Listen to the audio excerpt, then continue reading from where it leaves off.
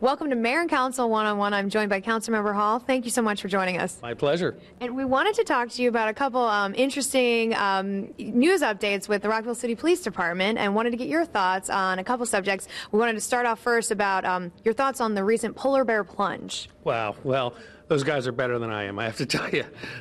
They've got some tremendous stamina and some tremendous courage. As I understand, it was well below freezing out there on the day that they did, just about a week ago.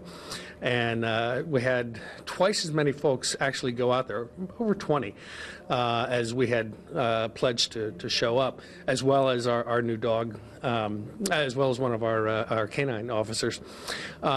The really wonderful thing about this, of course, they raised over $2 million, almost $2 million for the whole Special Olympics.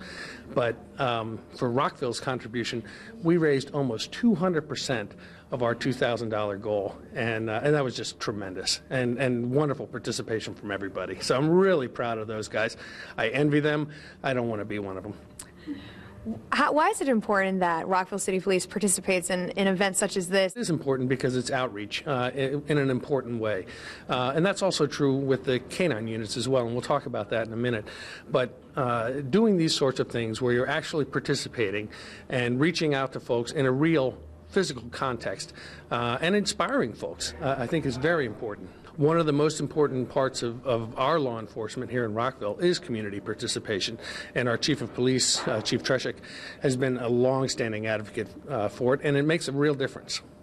You mentioned the canine unit, Councilmember Hall. What are your thoughts there? Our new police officer on 4 legs is Officer Recon, and we, of course, have Officer Boomer, whom I mentioned regarding the polar bear plunge.